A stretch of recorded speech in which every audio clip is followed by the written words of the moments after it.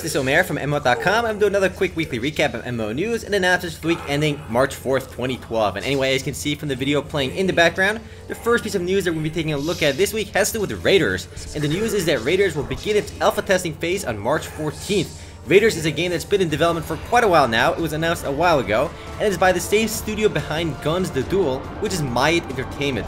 Also worth mentioning is that the game will be published by Perfect World Entertainment.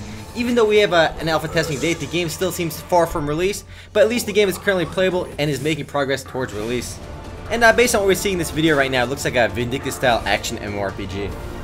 Next up, on February 27th, 2012, GameGo came out and announced a brand new free-to-play MMORPG called Nexus Conflict, which will be powered by the Unity 3D engine. The game looks a lot like Black Prophecy and is actually set in the same universe as Black Prophecy, but is its own standalone game. The game labels itself as a tactical strategy game, so it may not be as action-oriented as, say, Black Prophecy.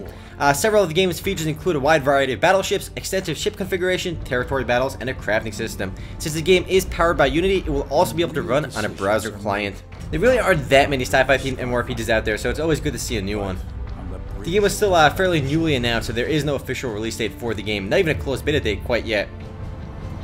Up next is more news from GameGo. This time around, they released two new trailers for two upcoming titles, Otherlands and Grimlands. Both MMOs are currently in development. Otherlands looks like a mix of both sci-fi and fantasy elements, while Grimlands looks a bit more like Fallen Earth / Borderlands, set in a dystopian future. Now, both titles look impressive, and I'm looking forward to giving them both a try, and you can see both trailers in the background right now. And graphically speaking, Otherlands looks incredibly awesome, but the game is still far from release. GameGo is kind of just showing off the game right now, what it might look like in the future, but there is still no set release date for the game.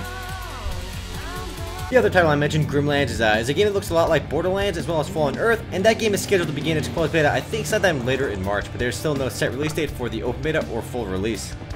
But yeah, two new games coming from GameGo, three actually if you count the last ones.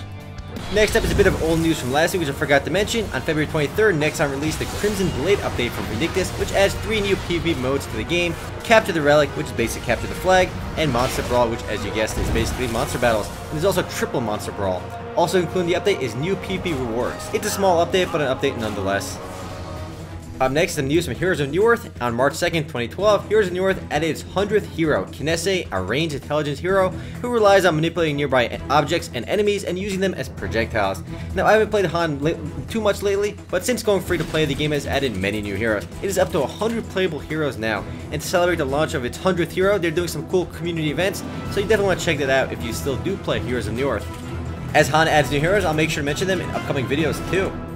While on the topic of new heroes, League of Legends adds a new champion this week as well. Fiora the Grand Duelist was introduced to the game on February 28th. Fiora is a melee assassin type character whose ultimate looks a lot like Omnislash from Dota's Juggernaut. Yes, I had to mention it because everyone else compares to that as well. Also included in the Fiora patch are some buffs for Olaf, Fizz, and Teemo, with some minor nerfs to Shin. I've yet to play Fiora myself, but I've laned against her a few times as Singed, and all I really need to know is Singed beats her in lane pretty handily. The next bit of news comes on February 28th and is from Breakforce. The game officially began its closed beta testing phase on February 28th. Breakforce, as you can see in the video in the background, is a unique 3D shooter which looks a lot like Minecraft. The game features FPS style gameplay, but also has unique building components to it which are a la Minecraft. The game is client-based at the moment, but will be launching a browser version powered by the Unity engine sometime soon. The game's open beta is set to launch later this spring. There are a lot of free-to-play shooting games out there, but this one actually looks quite unique, so I do plan on checking this game out. Next up, on February 29th, BigPoint announced a Game of Thrones MMORPG which is in development. The game is based on the popular Game of Thrones series, and you can see in the video in the background, it is not Game of Thrones, but rather BigPoint's other title, Dark Orbit, because Game of Thrones, there's no video out for it quite yet. But the game will be browser-based and is scheduled to begin its closed beta testing sometime this fall. Up next, on March 1st, Spirit Tales from Quorum Game announced that closed beta for the game will begin on March 15th. Spirit Tales, also known as Glory Destiny Online, is an anime-inspired MMORPG with cute graphics. It's developed by X-Legend Entertainment, the same developer behind Eden Eternal and Grand Fantasia. Do keep in mind, Spirit Tales is the North American version of Glory Destiny Online. I believe Glory Destiny Online is the Malaysian version of the same exact game. The next and last bit of news this week is from Shin Megami Tensei Imagine Online, known simply as Mega 10. It'll be relaunching on Atlas Online.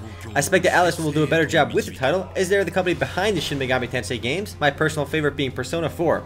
On April 7th, the game service on Area Games for Mega 10 will close, and player account data will be transferred to Atlas Online, which will relaunch the game on April 16th.